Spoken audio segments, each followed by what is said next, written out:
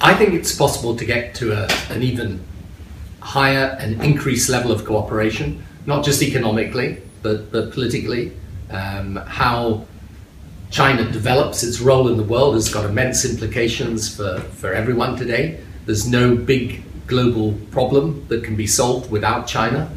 The Chinese economy is a major part of the global economy today. And for Britain, you know, we're very much an open nation. We're a trading nation. We have it here in the City of London, the world's greatest financial center.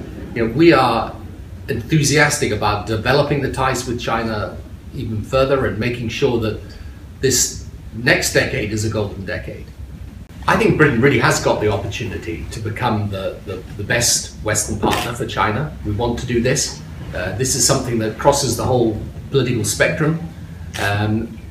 You know, we joined the Asia Infrastructure Investment Bank, which is important. So in my view, an important institution. It's got a great role to play. I was pleased that Britain decided to join it.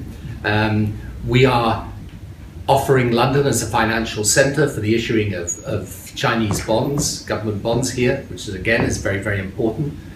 And the relationship in terms of trade and investment is incredibly important. So we are a big recipient today of inward Chinese investment, and this is something, again, that's building ties between the two countries. Money to invest, because it's got large reserves it wants to invest abroad. The UK's got the need for major infrastructure investment. So, for example, in nuclear power, in rail infrastructure, China's both got expertise and capital to deploy. And this is very important for us in renewing our infrastructure, and also, again, it builds the relationship between the two countries. So this is, in my view, the way the world works today. It works best when there's global cooperation, and when ties, not just economic, by the way, but also people-to-people ties are built and strengthened. And then people then feel far greater confidence in the other country, and you can build the relationship then politically as well. For Britain, nuclear power is an important part of our energy mix. You know, we need to make sure we've got diversity of supply. So we traditionally had a significant percentage of our power generation from nuclear. You know, we want to keep this going, but again, it's a big investment for the future. China's going to be our partner in this, along with France, actually. So, you know, we've got the ability to invest in that type of infrastructure. And then Britain is a geographically small country. If we renew our railways, we can actually ease a lot of the problems of overcrowding and housing and difficulties of people finding work. If you get the rail network up to speed as a high-speed rail network, you know, and rather than relying on the infrastructure we have, which is very often out of date. I think we share a lot of things in common. So Britain, beginning under my premiership and now continued under this Prime Minister, wants to play a big part in the climate change argument. We need China for that. We also need a good relationship between China and America for that. So, you know, again, because Britain's got a strong relationship with China and a strong relationship with America, we can help build those ties as well, which will be important, I think, for the long term.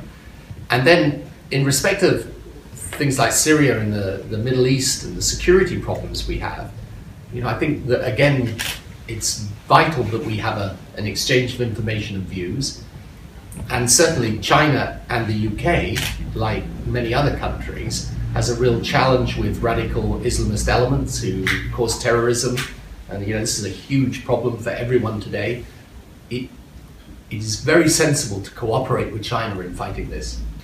I think it's great that the President's coming here and he'll meet the Prime Minister and the Queen, and there'll be a lot of ceremony around that. But people-to-people contacts are vitally important today, because then if you get Chinese students, we got thousands of them come to study in the UK, we want to send more British students to go and study in China.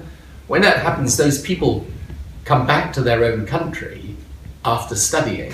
You know, they know more about the country, they know more about its people, its culture, and they then become advocates for a stronger relationship. So for me, the things like people-to-people exchanges, cultural, art, not just business, but education is really important. This is very important. I think we need to do a lot more, for example, in the teaching of Mandarin here in the UK. This is the way the world is going to be. China is going to be such an important player in the 21st century. It's going to be probably, will finish the century as the world's strongest power. I mean, in those circumstances, it's important we know not just about the geopolitics of China, but the culture, how people think, what makes them tick, as we say, what makes people, what makes them motivated, what gives them purpose, helps us to understand.